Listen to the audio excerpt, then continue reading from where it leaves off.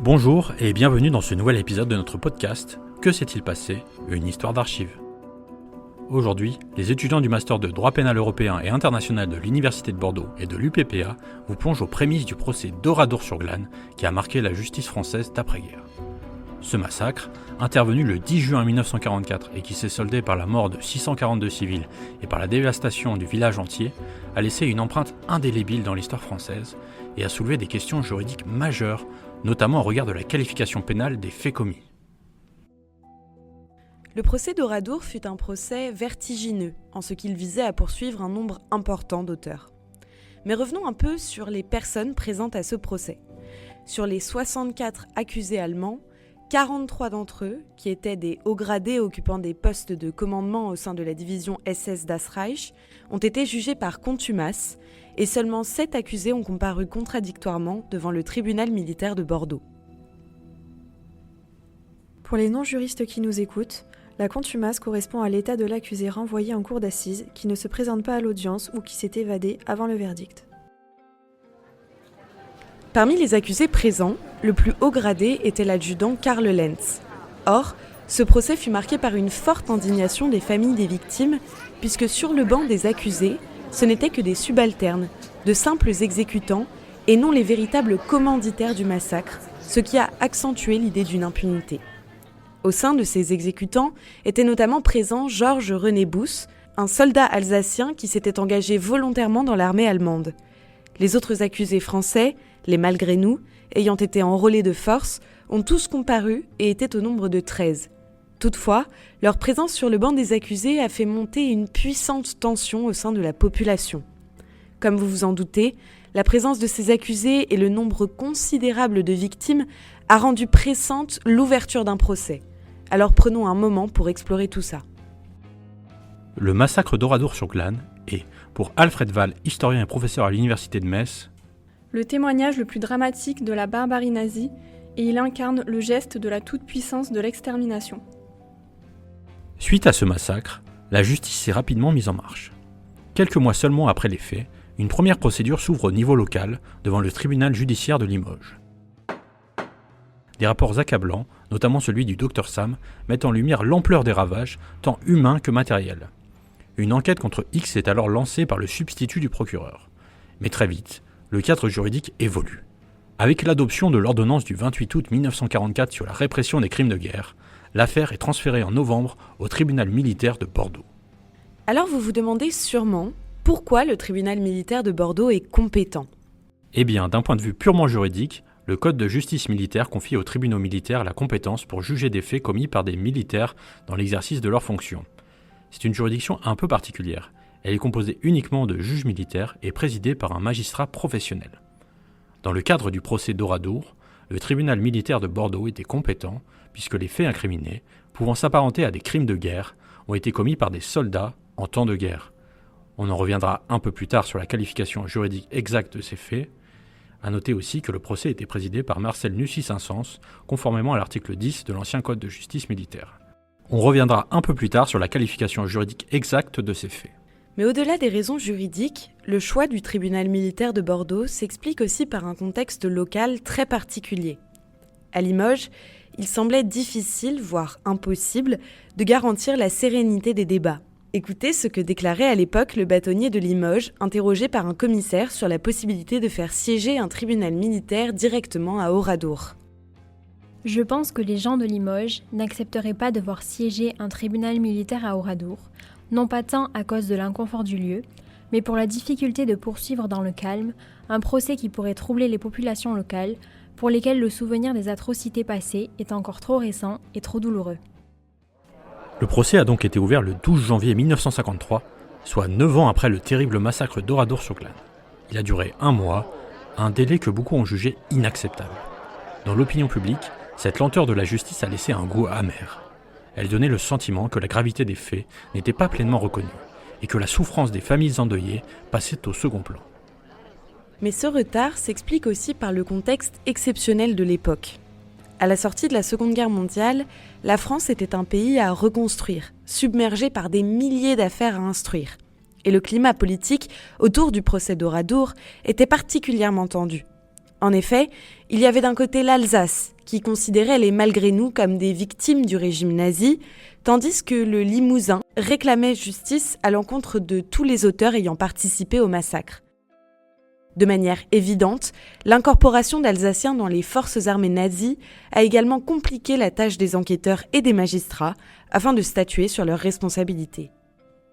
Malgré ces tensions, malgré le temps écoulé, le procès d'Oradour reste un moment fort de l'histoire judiciaire française. Il a permis de juger les auteurs, mais il a aussi, d'une certaine manière, mis le nazisme lui-même sur le banc des accusés. Le procès d'Oradour, c'était bien plus qu'un simple jugement. Comme l'a déclaré le président du tribunal, « C'est celui de l'hitlérisme qui a conduit des hommes à commettre des crimes comme celui d'Oradour. » Dès son ouverture et tout au long des audiences, ce procès a mis en lumière l'horreur absolue des actes commis le 10 juin 1944 par les soldats allemands, mais aussi par les Malgré-nous. Un moment solennel, chargé d'histoire, mais aussi porteur d'un message clair, celui de la détermination à poursuivre les auteurs de crimes de guerre, où qu'ils soient. Mais, pour que la suite de nos propos soit claire, il convient tout d'abord de revenir sur la notion même de crime de guerre, d'un point de vue essentiellement juridique.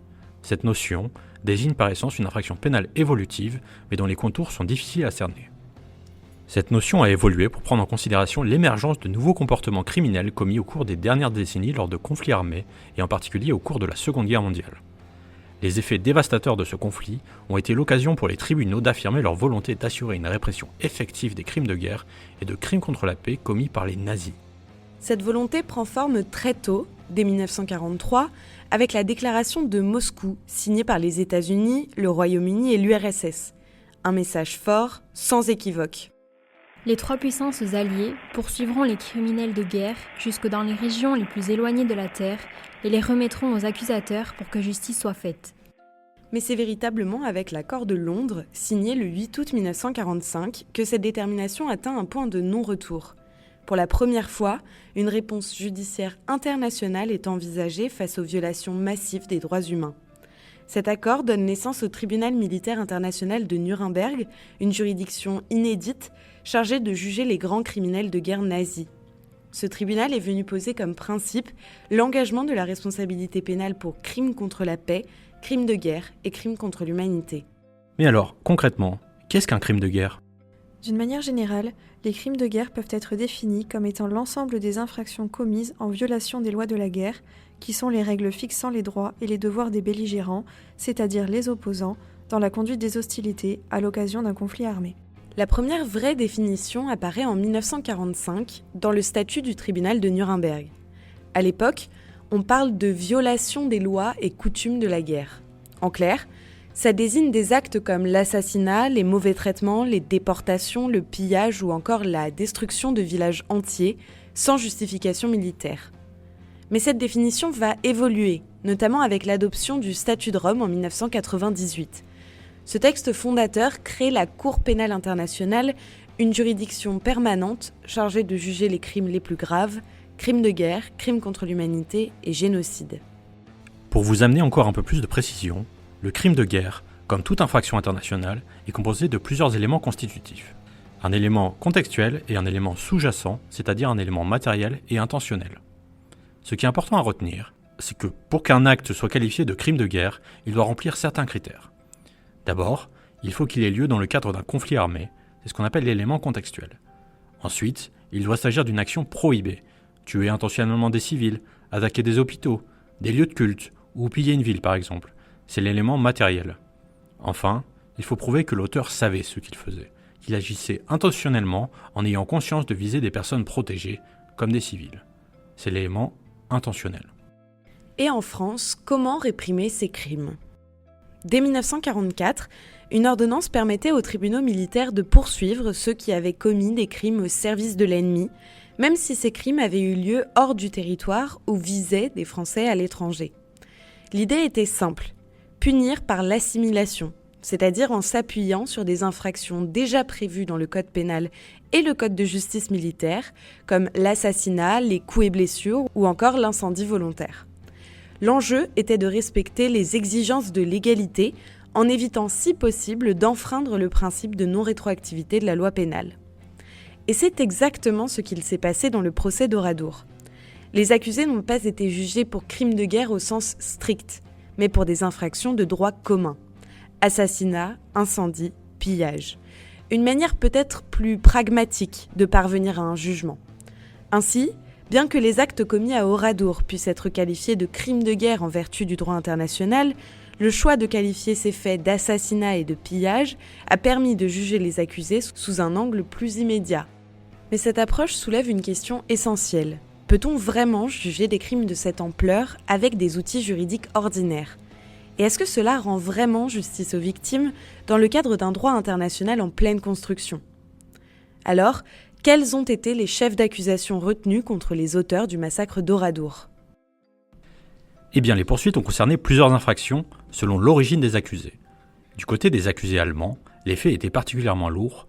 Ils ont été poursuivis pour leur appartenance à une organisation criminelle, la SS, ce qui relève de l'association de malfaiteurs, mais aussi pour homicide volontaire commis à titre de représailles, pour l'incendie des habitations du village, de l'église paroissiale et pour des pillages effectués en groupe ciblant des biens appartenant à des civils français. Les accusés français, les fameux « malgré nous », n'ont pas été épargnés. Ils ont dû répondre des chefs de meurtre et de tentatives de meurtre commis par représailles, d'assassinat, d'incendie volontaire et bien sûr de pillage. Quand on regarde ces différents chefs d'accusation à travers le droit international humanitaire, et plus particulièrement à la lumière des événements tragiques du 10 juin 1944, on se rend compte que plusieurs crimes de guerre ont bel et bien été commis. D'abord, les exécutions sommaires d'hommes, séparés des femmes et des enfants, puis tués dans des granges, relèvent clairement du meurtre de civils, ce que les lois de la guerre interdisent formellement. Le traitement infligé aux blessés, certains brûlés vifs, constitue une violation des règles les plus fondamentales, celles qui interdisent les mauvais traitements et les exécutions de personnes hors de combat. Et puis, il y a ce moment glaçant, l'assassinat des femmes et des enfants enfermés dans l'église. On parle ici d'explosifs, de tirs à l'arme automatique, une attaque directe contre des civils non armés, là encore, un crime de guerre. Ajoutons à cela l'incendie délibéré des habitations et de l'église et le pillage méthodique du village. Ce sont des atteintes graves aux biens civils, des destructions qui n'étaient justifiées par aucune nécessité militaire. Là aussi, on est dans le champ des crimes de guerre. Ce que montre ce procès, c'est que les faits ne sont pas seulement atroces sur le plan humain, ils sont aussi qualifiables juridiquement. La liste est longue. Et pour comprendre encore davantage l'atrocité de cette tragédie, nous allons vous lire le témoignage de Madame Roufanche, la seule rescapée du massacre perpétré dans l'église. Elle déclare : Une odeur nauséabonde règne partout dans ce lieu saint. Une couche de cendres recouvre le sol de l'église sur plusieurs centimètres d'épaisseur. C'est tout ce qu'il reste de centaines d'innocents. La lecture des procès-verbaux des personnes accusées nous permettent également d'avoir une idée de ce qu'il s'est passé à Oradour-sur-Glane. Par exemple, dans la déposition de Georges Bousse, l'Alsacien ayant rejoint volontairement la SS, nous pouvons lire les éléments suivants. Ayant emmené avec mes hommes les quelques 25 Français dans une grange, je reçus l'ordre d'assister à une autre conférence où Kahn me commanda d'exécuter les Français sur un signe qui consisterait dans un coup de feu de sa mitraillette. Je n'ai pas pris part en personne aux exécutions, me bornant à passer au peloton le signal de tirer. J'ai cependant tué par des coups de feu dans la tête les blessés qui gisaient par terre. Ce court extrait de son procès-verbal ne témoigne que d'une petite partie de l'entièreté de l'horreur des actes commis en ce 10 juin 1944. Au total, 642 personnes ont été tuées et le village d'Oradour n'est plus qu'un champ de ruines. Au regard du nombre conséquent de victimes, la poursuite des auteurs devenait inévitable. La poursuite des différents prévenus, qu'ils soient allemands ou français, a été effectuée au titre de la loi du 15 septembre 1948, facilitant la répression des crimes de guerre, qui affirme que tout militaire appartenant à une organisation criminelle telle que la division das Reich peut être considéré comme co-auteur de crimes de guerre. Elle a alors introduit une responsabilité collective, que les soldats soient étrangers ou français, pour éviter une quelconque impunité. Cette loi d'exception a donc permis d'engager la responsabilité pénale de tous les auteurs ayant pris part à la commission des crimes de guerre, sans distinction, qu'ils aient été membres volontaires ou non des forces SS, quel que soit leur statut, leur grade et le rôle qu'ils ont joué au moment du massacre. Or, bien que cette loi ait fait obstacle à l'impunité de ses auteurs, elle a fait l'objet de nombreuses critiques par les juristes de l'époque. En effet, elle était perçue comme une violation d'un principe fondamental du droit pénal, celui de la responsabilité individuelle. Ce principe, consacré à l'article 121-1 du Code pénal, implique que l'on ne peut être responsable que de son propre fait. En clair, la responsabilité pénale ne peut être engagée qu'à l'encontre d'une personne ayant personnellement commis une infraction. Ce principe exclut donc toute forme de responsabilité collective. Lors du procès, les juges auraient dû donc examiner la responsabilité individuelle de chaque accusé pour les crimes commis. Néanmoins, face à l'ampleur du massacre et au grand nombre d'accusés, l'idée d'une responsabilité collective semblait, à tort ou à raison, nous vous en laissons juge, plus opportune. Alors comment s'est déroulé ce procès historique de l'après-guerre ? Rendez-vous au prochain épisode qui vous plongera au cœur de ce procès.